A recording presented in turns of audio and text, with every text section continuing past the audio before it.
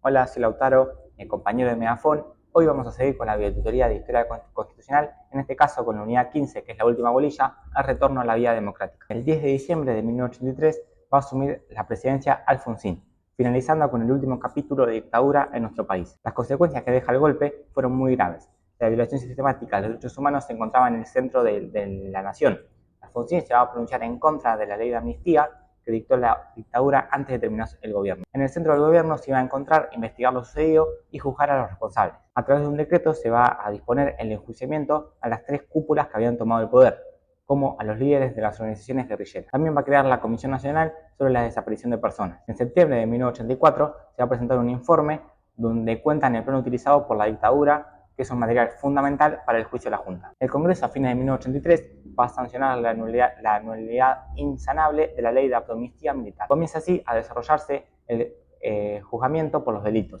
Inicialmente, esto se va a dejar a manos de la justicia militar, pero estos no querían avanzar y ponían muchas trabas. Va a sostener la legalidad de las órdenes emitidas durante la represión. La Cámara Nacional de Apelaciones va a continuar con la causa de acuerdo a lo que establece el nuevo Código Militar. Se va a dictar la sentencia de los 5 de los 9 integrantes de las juntas y se va a absolver a los otros 4. Va a ser un hecho histórico, ya que es la primera vez que una nación juzga las violaciones de los derechos humanos cometidas por sus propios militares. El gobierno de Alfonsín también va a crear el Consejo para la Consolidación de la Democracia, que es un proyecto estratégico de reformas políticas, sociales e institucionales, integrando a las personas jurídicas e intelectuales para asesorar al gobierno. El coordinador de este órgano va a ser el jurista Nino. La actividad del Consejo se va a centrar en las necesidades de una reforma constitucional, se traspase la capital federal y reformar el Poder Judicial, entre muchas otras. Muchos van a resultar antecedentes en la reforma del 94. Alfonsín nunca va a poder hacer pie en materia económica debido al desastre dejado por los militares.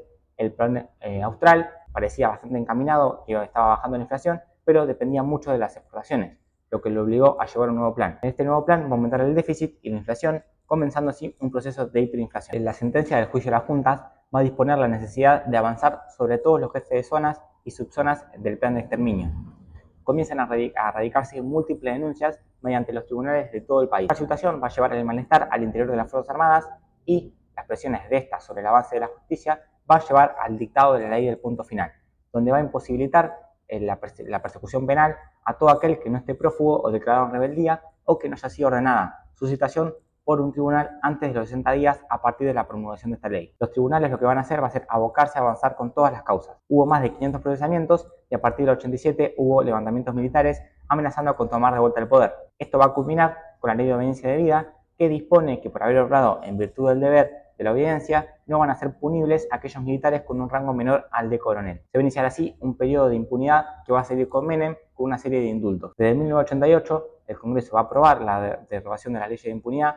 En 2001 un juez se va a pronunciar en el conocido caso Paulet y su fallo va a significar un paso crucial en el enjuiciamiento de los responsables. El proceso de anulación de las leyes de punto final y obediencia debida terminan cuando la Corte Suprema declara la inconstitucionalidad de las mismas con el fallo Simón. Durante la década del 80 se va a llevar a cabo un proceso de reconfiguración internacional, comenzando con un acercamiento entre Brasil y Argentina. En 1985 se van a encontrar los presidentes y ese mismo año van a firmar un acta para la integración argentino-brasileña, estableciendo un espacio común de comercio. En 1987 va a ingresar Uruguay al proceso de integración regional y finalmente en 1991 va a entrar Paraguay y suscriben al Tratado de Asunción, mediante el cual se dispone la creación de un mercado común, el Mercosur, en donde van a establecer la libre circulación de bienes, eliminando los aranceles, va a establecer un arancel externo común en relación con terceros y va a también coordinar las políticas macroeconómicas en toda la región y armonizar sus legislaciones para fortalecer el proceso de integración. La crisis de 1989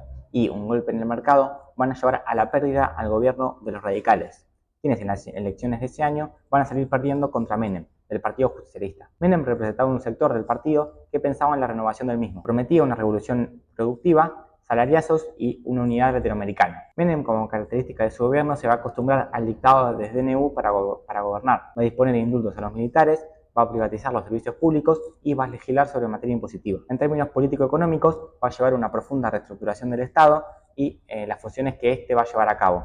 La función directriz y reguladora del mismo se va a dejar de lado por las fuerzas del mercado y va a desregular diversas áreas y va a abrir indiscriminadamente las importaciones. Concentra y centraliza la economía y los sectores ya dominantes van a incrementar muchísimo sus beneficios. Luego de una hiperinflación en el 90, va a asumir Cavallo en el 91 como ministro de Economía y va a llevar a cabo el plan de convertibilidad que sustituye la moneda austral por el peso y establece su equivalencia con el dólar.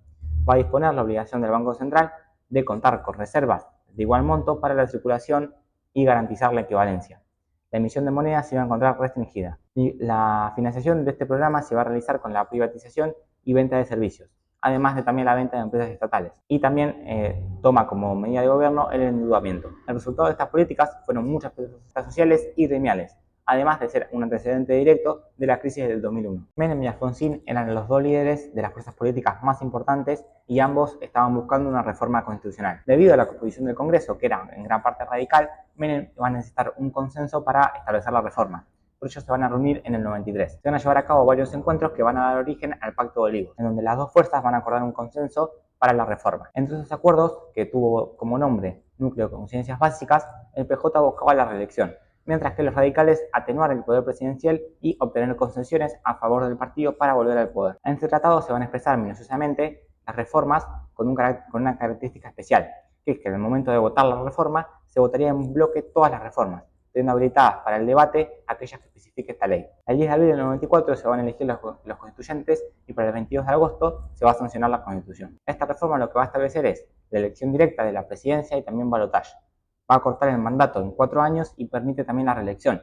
Va a eliminar el requisito confesionario y va a regular la facultad de dictar DNU. Establece el derecho al ambiente sano, derecho a los consumidores y la protección de datos personales.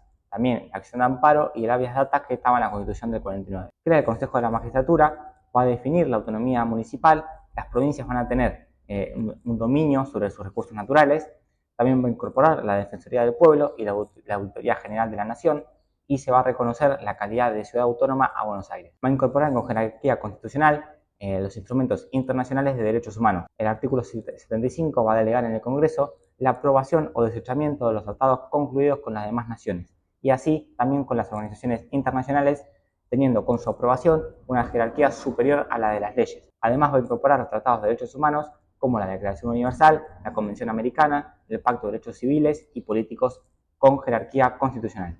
El artículo 37 garantizaba el pleno ejercicio de los derechos políticos, sufragio universal e igualdad de oportunidades entre hombre y mujer.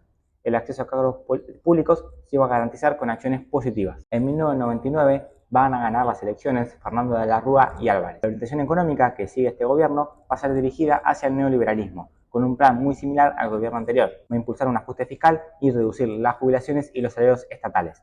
Va a profundizar la flexibilización laboral. En el 2000 se van a conocer sobornos que pagaron por el gobierno para que diferentes partidos aprueben las leyes que ellos impulsaban, y la denuncia de esto va a llevar a renunciar al vicepresidente. Ya para el 2001, para obtener el apoyo de los sectores capitalistas, va a designar a Cavallo como ministro de Economía. Este va a anunciar la medida de retener los depósitos de los ahorristas para frenar el derrumbe. Esta medida va a ser conocida como el corralito. Va a provocar una crisis económica y social gigante, paralizando la actividad, y van a empezar los saqueos de los mercados para que la gente pueda comer.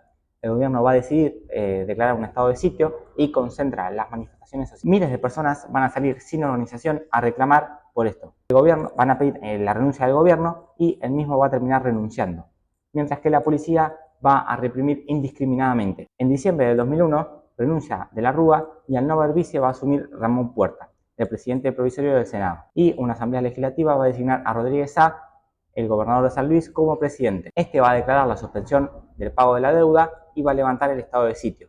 El 30 de diciembre también va a renunciar por falta de apoyo. Camaño va a ser presidente, que era el presidente de la Cámara de Diputados, y va a convocar una nueva asamblea y van a designar a Duhalde como presidente, debiendo completar el mandato de la Rúa. Luego de la represión en el Puente Porredón, Duhalde va a anticipar las elecciones y va a apoyar al gobernador de Santa Cruz, Néstor Kirchner. En mayo de 2003 va a asumir Néstor. Busca una alianza extrapartidaria para dirigir correctamente el país después de la crisis. La política económica se va a basar en el desendeudamiento para recuperar la soberanía y el crecimiento económico con inclusión social. A fines del 2005 se va a anunciar que se termina de pagar la deuda con el FMI. Va a expandir el mercado interno y también va a haber una mejora en los salarios y en las jubilaciones. A los pocos días de su asunción va a recibir a la Casa Rosada a organismos de derechos humanos. En 2003 el Congreso sí también va a anular las leyes de punto final y de obediencia debida. En el aniversario del golpe va a recorrer el colegio militar y, como comandante de las Fuerzas Armadas, va a ordenar retirar los cuadros de Videla y de Brignone. Se va a avanzar con la recuperación de la memoria y la reaparición de hechos emblemáticos. El máximo tribunal también va a declarar inconstitucional los indultos que concede el ex presidente Carlos Menem. Muchos juicios así van a terminar en sentencias firmes y se elevaron a juicio muchas causas nuevas. En octubre del 2007, las elecciones presidenciales se definieron en primera vuelta. La lista del Frente para la Victoria, encabezada por la senadora Cristina Fernández de Kirchner, obtuvo el 45,29% de los votos. Por segunda vez en la historia del país, una mujer accedía al cargo más alto institucional y por primera vez era electa como presidenta una mujer. Va a proponer un sistema de retenciones móviles, además de reestatización de las líneas argentinas, va a crear la asignación universal por hijo, sanciona la ley de matrimonio igualitario, va a crear el programa de Conectar Igualdad, entre muchas otras políticas que llevan su gobierno a la historia. Va a declarar como lugares históricos nacionales los sitios de detenciones para la memoria y lleva a cabo muchas políticas públicas para el recuerdo y conciencia popular de los hechos más terribles de nuestra historia. Así llegamos al final de la bolilla 15 de Historia Constitucional. Recuerden que esto es para el apoyo de la lectura y del estudio y no para el estudio individual. Esto es Historia Constitucional con Megafon.